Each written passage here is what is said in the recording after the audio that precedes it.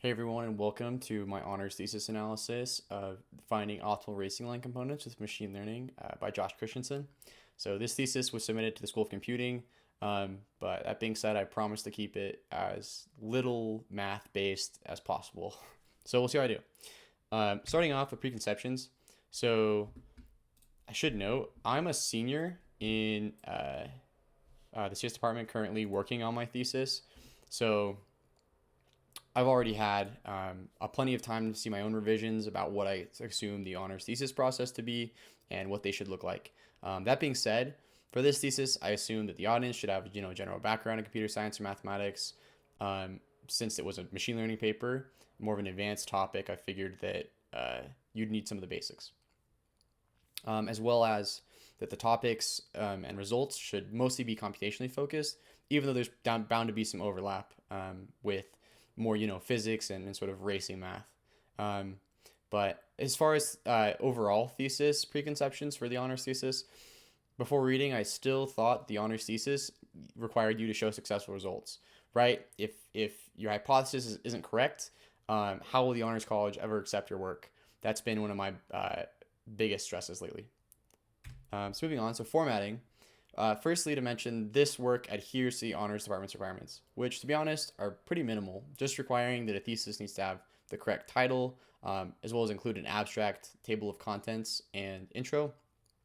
And to that extent, the abstract does a great job of illuminating what follows by describing what the optimal racing line is and how the paper aims to find it using machine learning, as well as some of the key results and some of the takeaways from the later findings of the models used. It also adheres to writing and publishing in mathematics. So it was in MLA format, both the thesis, bibliography, citations, and appendix, all MLA, which is consistent with some of the examples thesis provided by the honors department and all of those that they provided to the CS department. So that it was unsurprising. However, though, this MLA format does not adhere to writing and publishing in computer science, which is almost IEEE almost exclusively. Although for this paper, I think that was fine. MLA is pretty conducive to inline formulas and figures, which were pretty crucial to understanding this thesis and are a big part we're going to talk about. So central claim, though, behind this thesis, as I mentioned earlier, was something called the optimal racing line, which was proven to be between these other two lines, known as the minimum curvature path and the shortest path. And you can see here the shortest path from one of the figures of the thesis is in blue, and the minimum curvature path, think about the straightest path through, is in red here. And this was proven in one of the seminal texts to this thesis known as the race driver model from 2008. And this was seminal to not only this thesis, but many other papers. There have been multiple models built upon this model and extended throughout the years since.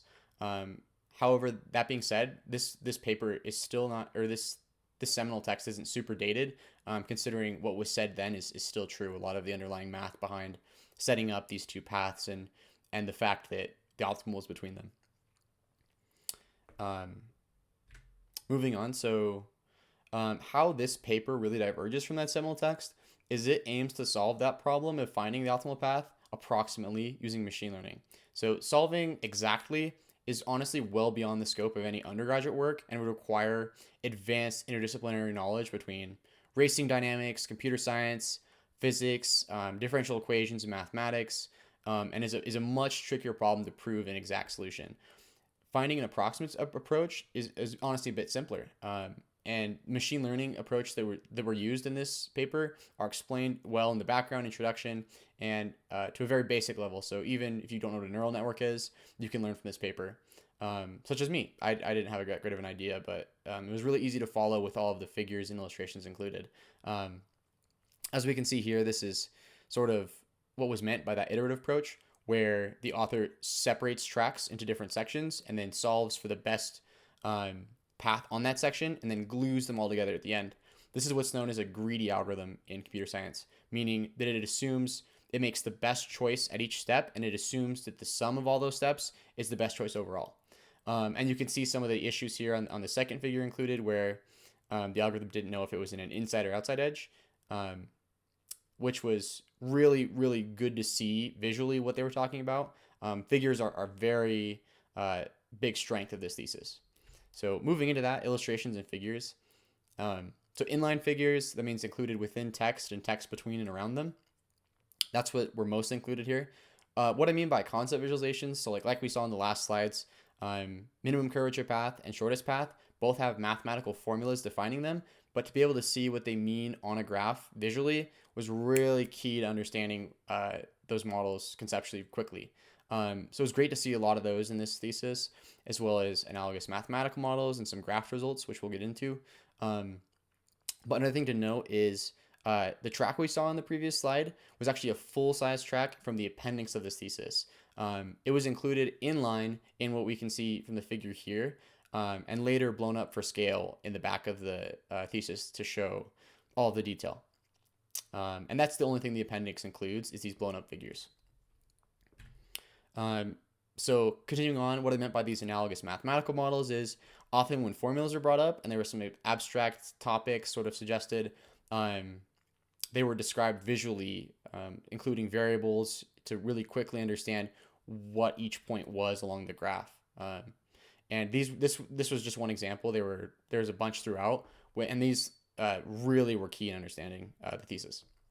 And then of course some graph results showing the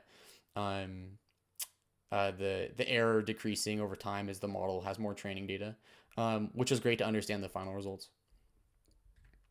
So overall impression of the thesis, it was very technically sound, and the methods used were well supported. So they introduced a few novel machine learning models and layering structures of those models, and they were well supported in why the layer factors were the way that they were. So it looked a bit like a funnel, if you're familiar with neural networks, and that was well explained and supported by the data as to why those worked best.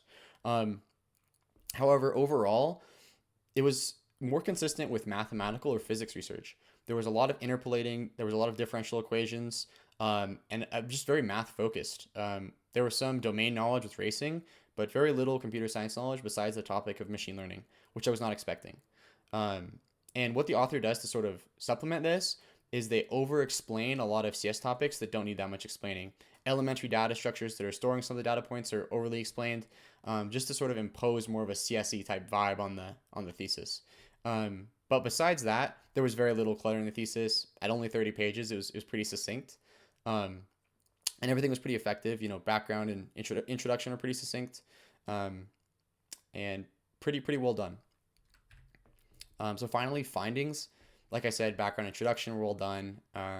Although I expected a larger portion of the paper to be machine learning, considering it was a computer science paper, and that was the most computer science focused topic introduced in the paper, there was only probably about 20% of its total body consisting of machine learning, which was fine, just sort of unexpected. But sort of the biggest takeaway I had from this thesis, as you can see from the final validation error rate of 0.2, how to interpret that is, if I were to choose to go left or right on a given path at random, that would give me a final validation error rate of 0.5. So 50% that I make the right choice, right? So it didn't achieve, even though the model was well supported by data, the final results of all of the glued pieces didn't receive that great of a final error validation rate, such that the student wasn't able to use it in their software that they were working on at the time.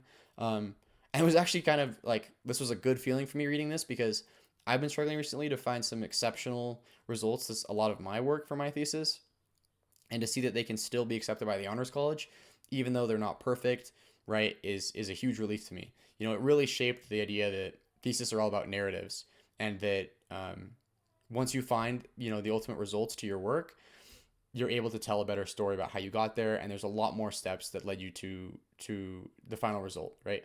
So that was relieving to me. And I can really see that the thesis is consisted of some overarching writing ideas that I wasn't really assuming before.